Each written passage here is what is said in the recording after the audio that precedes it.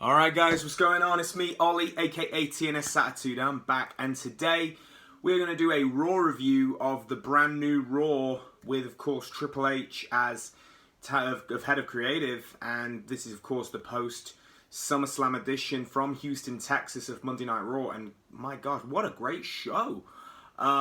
This show was stacked top to bottom.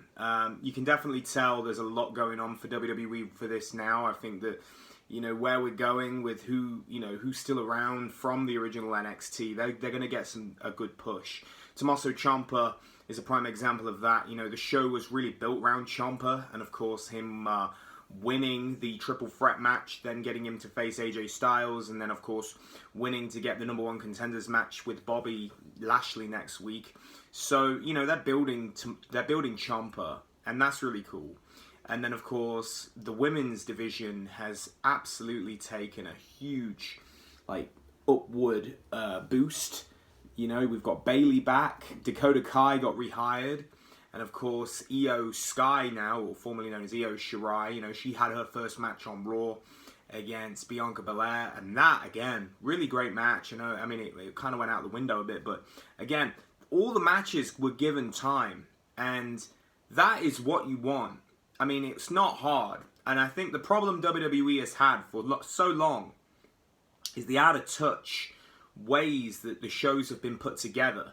Don't get me wrong, WrestleMania is always decent, and the shows around Mania are always good, but all year, and it's just okay, where Triple H was running the black and gold NXT, and I saw shades of that on Raw. I felt like the way NXT used to be is how it was translating into the Monday Night Raw, and you can just see it.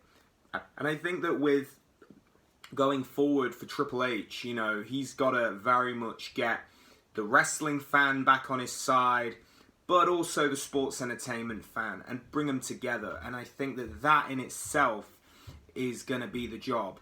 And getting everybody on board with this, I think that, WWE has a real strong opportunity now to really regain a lot of probably lapsed fans that, went away. And I think that if Hunter can really get those guys back, I think he would, he'll do a good job with it. The shows can definitely get buzz. And this was a good Raw. It really was.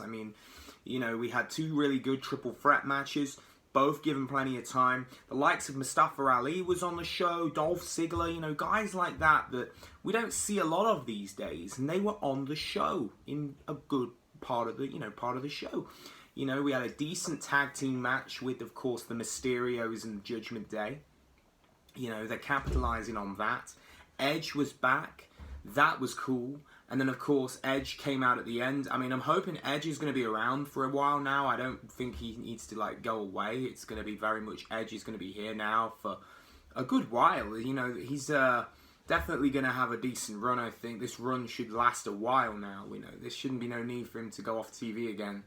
But, yeah, really, really great show. I'm very much excited for where they go next. Clash at the Castle, of course, will be the first pay-per-view under Triple H's control, so that's where I think we are really going to see some change. But of course, change is going to take time. But what I also really liked about the show was the amount of nods to history and legacy, like the US title. The fact that they put that really cool video package out about the US title in Houston, Texas, talked about some of the former guys that's won the championship over the years with the JBL narration. And then, of course, Booker T would commentate the AJ Styles Ciampa match. Things like that. Bringing in professional wrestling, because that's what it's all about, guys. These matches were not just throwaway. These matches had significance to push the stories forward. And that's all we want as wrestling fans. We just want something that is significant, has methodical planning, and can just go forward. It wasn't just throwaway trash. It actually had meaning. You wanted to watch this show. Everything followed each other in a really good way. And the pacing for this show was great. And I think that SmackDown and NXT will hopefully follow the same trend. And with the news going around that apparently Sasha Banks and Naomi are on their way back, Again, it's going to be interesting to see where they do show up. Personally, I think they'll probably end up on SmackDown, just because the SmackDown side of things, they do need a few more of the women on there. I think that Raw has got quite a boosted roster now, but of course, if we do get a draft at some point, you know, that'll be interesting. I would really like to see Karrion Kross back as well. I think he was really underutilized when he went to the main roster, and I think him and Scarlett would be an excellent, a package together. The pair of them on Raw or SmackDown, probably build him on SmackDown, I think would be really great. And I think that, of course, Johnny Gargano, hopefully we'll be seeing him very soon. You know, there's a few guys that are still around that got released originally. Dexter Lumis is another one that I think would do well in this current WWE.